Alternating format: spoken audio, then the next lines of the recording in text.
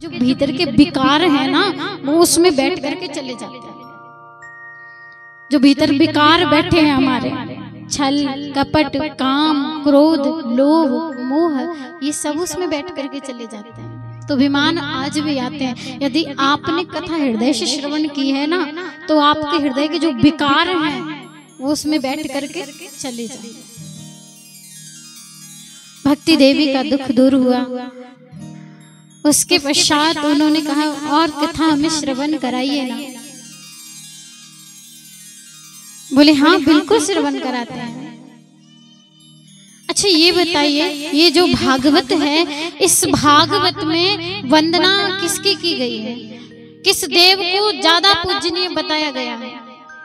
अब भागवत तो साक्षात नारायण का स्वरूप है, लेकिन वंदना किसकी की गई है? धर्म की, सत्य की वंदना की गई है भागवत में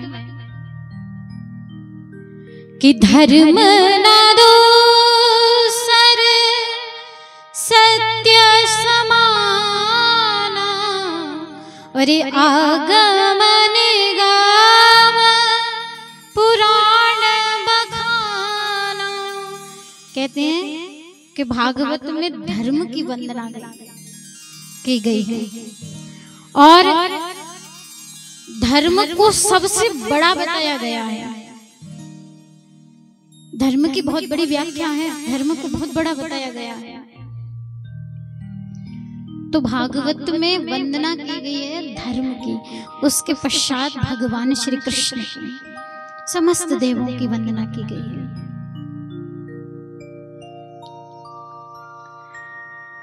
तो बोले हम आपसे कुछ पूछना चाहते हैं, बताइए ना ये भागवत कैसे आई? किसने श्रवण की, किसने कहा इसको? तो बोले सुखदेव जी महाराज ने। जब राजा परीक्षित जी को सप्तवत में मृत्यु का श्राप मिला तो उन्हें कथा श्रवण कराने के लिए स्वयं सुखदेव जी महाराज आए। अच्छा ये सुखदेव जी महाराज कौन है? भगवान के लाडले भक्त हैं, जिन्होंने जन्म लेते ही वन की ओर चले गए थे। सुख मुखा अमृत द्रवयुक्तम, ये भागवत क्या है? सुखदेव जी का मुख लगने से ये अमृतमयी हो गई। जब उन्होंने कहा अच्छा तो बताइए ना उनका जन्म कैसे हुआ? 6 प्रकार के प्रश्न पूछे। उन्होंने कहा उत्तर बाद में देंगे, लेकिन सुखदेव जी महाराज को पहले मनाएंगे। अच्छा ये 6 प्रकार के प्रश्न क्या है? तो पहला प्रश्न ये है कि मनुष्य को धर्म क्या करना चाहिए?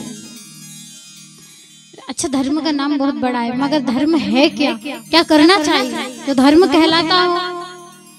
दूसरा प्रश्न ये है कि भगवान कौन बड़े हैं? अच्छा कोई कहता है राम जी बड़े हैं, कोई कहता है कृष्ण जी बड़े हैं, कोई कहता है हनुमान जी बड़े हैं, कोई कहता है माँ दुर्गा बड़ी है। जो जिसको मानता है वो उसको कहता है ये बड़े हैं, वो बड़े हैं। अच्छा बड़ा कौन है? तीसरा प्रश्न जो है भगवान अजन्मा है तो प्रभु ने जन्म कैसे लिया? चौथा भगवान के अवतार कितने? पांचवा वक्ता कौन श्रेष्ठ है? छठवां प्रश्न जब भगवान इस धरा को छोड़ करके गए तो जो धर्म है वो किसकी शरण में गया? क्योंकि भगवान के जाने के बाद कलयुग लग गया और कलयुग में लोगों की बुद्धि का कुछ कहा नहीं जा सकता।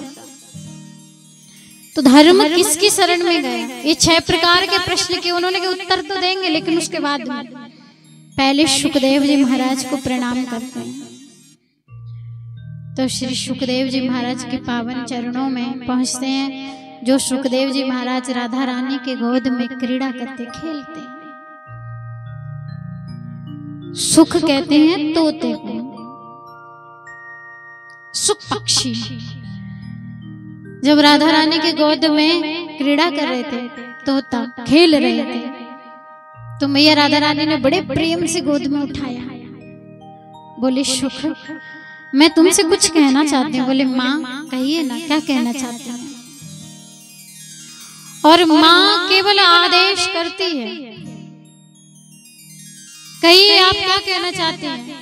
राधा रानी ने कहा सुनो पुत्र, एक काम करो, तुम संसार में जाओ और जाकर के भागवत धर्म का प्रचार प्रसार करो।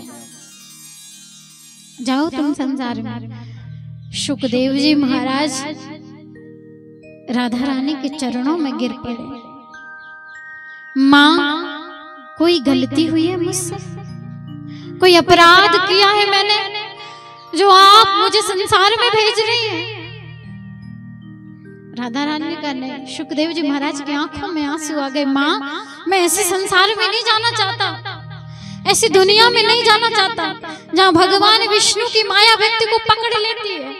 ना तो वो भजन कर पाता है, ना नाम जप कर पाता है, ना संकीर्तन कर पाता है, ना भागवत सुन पाता है, ना राम कथा सुन पाता है, ना हरि चर्चा कर पाता है, ना सुन पाता है। क्यों? क्योंकि इस जंजाल से उसे समय ही नहीं मिलता।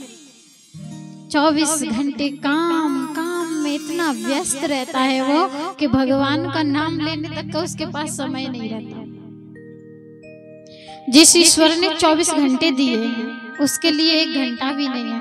अरे 1 घंटे की तो बात ही छोड़ो, किसी के पास 15 मिनट तक नहीं है। भगवान है किसी के पास समय?